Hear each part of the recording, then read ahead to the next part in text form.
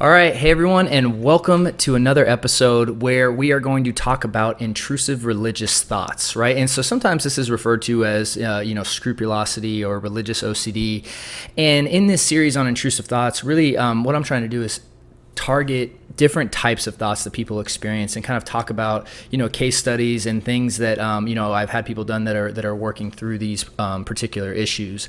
So on today's episode, what we're going to talk about are intrusive thoughts that are in the religious umbrella of and kind of the religious thoughts categories. And what I'm going to talk about specifically are kind of intrusive thoughts about God.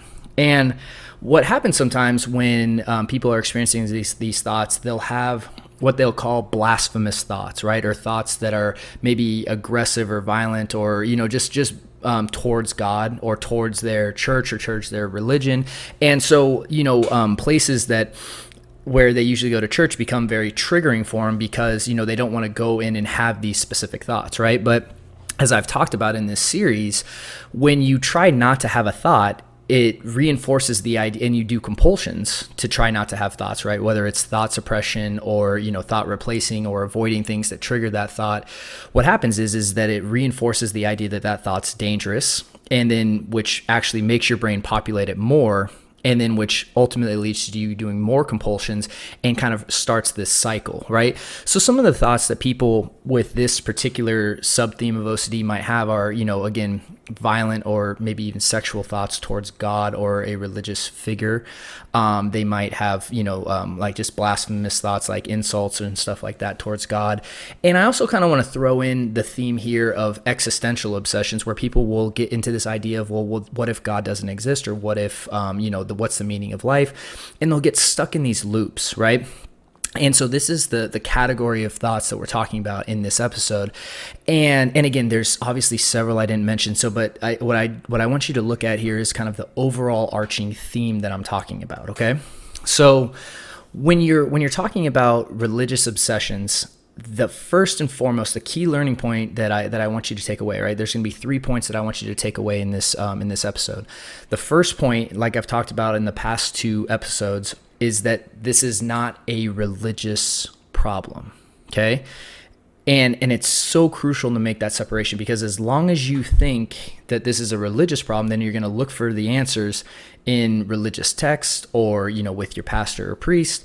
And that's why, people will go to their pastor or priest and they'll ask reassurance for the same exact question, right? So maybe even if you are, a priest or a pastor, I mean, I'm sure you've had people coming to you asking you the same thing again and again and again.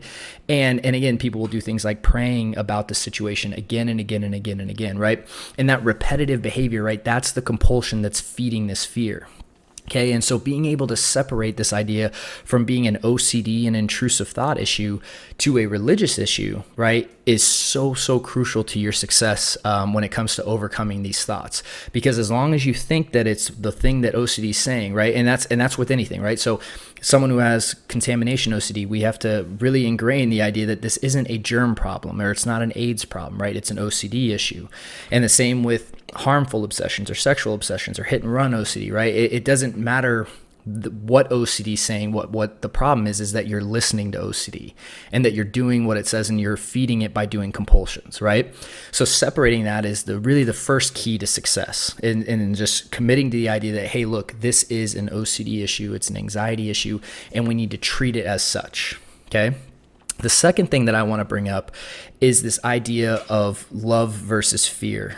And so I was talking with a client about this. And again, I've was talking about my own beliefs, right? My own struggle with OCD. And I remember I had those intrusive thoughts about getting possessed, right? And that was one of my big themes with OCD when I was really struggling. I had this fear, well, what if I get possessed? What if I get possessed, right? And I would do all these religious compulsions to try not to get possessed, right? That was my goal. And I thought what I was doing was protecting myself. And, the thing is that after I got better and then realized this was OCD, I was really resentful at the idea of, church and God and religion because I was like, well, all these things I was doing was actually making me sick. And what happens with people is that they can, have like a mixed feeling on on God or religion after they actually get treatment for OCD. And what I kind of realized was that it was never about God in the first place, right? It was never about religion or anything like that. It was just about fear. And one of the things that I always, will talk with clients about that have these specific themes is they'll come in and they'll be like, well, am I gonna, is God gonna send me to hell, or is this gonna happen, right? And it's all these doubt and fears. And, now that, I'm pretty far removed from it and been out and been in recovery for a while. And again, and I have my own, beliefs as well. And I've maintained my beliefs. The thing is that I will always revert back to the idea of looking at God in a light of love as opposed to fear, right? And what I mean by that is that if we look at God as like a father, right, and a father figure, right, no father wants their children to be living in fear and terror of them, right? And so if you're living in fear and terror, and because of OCD, and you're wrestling with these scrupulosity thoughts, and you're doing these religious compulsions, you have to realize that fear and love can't exist simultaneously, right? If you really love someone, you don't do things for them because you're afraid of them. You do them because you love them, right? So if I am, for instance, with like my wife, right? I don't help around, or like if I don't take care of dishes after she makes dinner because I'm afraid of her. I do it because I love her, right? And I want to help her, right? And in the same light, to have a good relationship with God, you can't be afraid of God, right?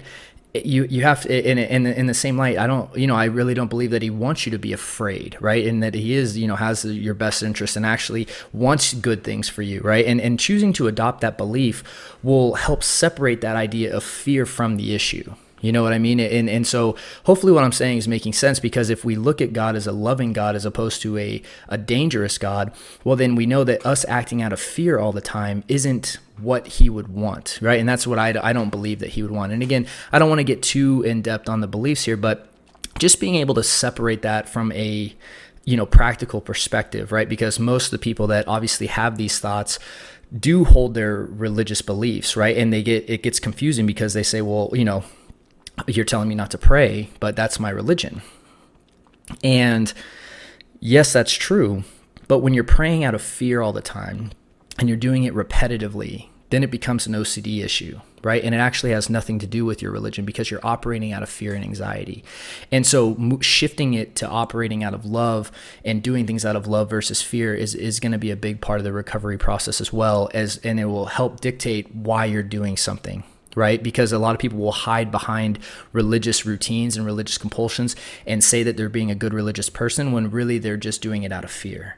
And I think making that separation was really big for me in shifting into a love mindset versus a fear mindset, and what's driving your behavior. And so hopefully that concept makes sense. And that really is that idea of viewing how you view God, right? Do you view God as a loving God or one that is, fear? And at least in my personal belief, that is that shift of viewing God as a loving father and realizing, well, he probably doesn't want me spending my whole life just obsessing about getting possessed, right? That's not, what God wants, right? Because he's a loving father. So shifting that view right there really helped me on my own recovery, and then again realizing that it wasn't a religious problem all along. So it's not uncommon for people to get resentful at religion and church, especially if you've been stuck in this for a long time.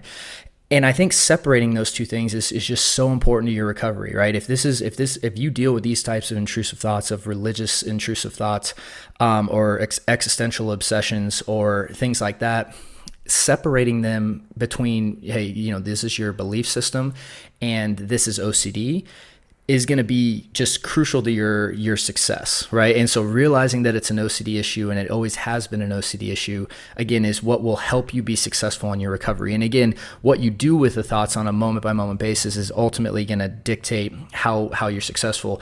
And again, as we continue on this intrusive thought theme, I'm going to, introduce more and more tips and techniques right? But obviously not arguing and not fighting with the thoughts is really the crucial part, right? Is really being willing to accept their presence and not react to them like they're a threat. That is really what is going to break you out of that loop, right? As long as we don't do those compulsions, right? Mental or physical, that's what's going to break that OCD loop and ultimately allow you to see whatever you're afraid of from a more objective perspective and allow you to ultimately react to it how, everyone else would react to it, right? And that really is the most hopeful part about OCD treatment that I want to, talk about here is the idea that you can recover. Right, your brain can literally rewire if you do the treatment correctly, and eliminate those compulsions, habituate to the fear, and you'll begin to see things outside of that lens of OCD. So hopefully, that was helpful today. So, just to quickly summarize, in today's episode, we're talking about those intrusive religious thoughts, and again, realizing that it's not a religious problem and separate and kind of shifting how you view God, whoever you believe that to be specifically, because obviously this can come in many forms, but how you view God and viewing God in fear versus love is going to ultimately show you how you're actually acting, and are you acting in a faith base or in a fear base, right? And if you're acting in a fear base, then chances are it is an OCD or fear problem. And so again, hopefully that was helpful, and just to quickly help us, if you found this helpful, please subscribe, like, and comment. Let us know any video, any episodes that you want us to make in the future that might be helpful. We also have some free resources available for you if you are struggling with this. So down in the notes below, you'll see some links. We have things like free guides, free assessments, stuff like that to help you on your journey. So please check that out just by clicking the links down in the notes. So thank you so much for taking the time to be with us today, and I hope you guys have a wonderful week. Take care.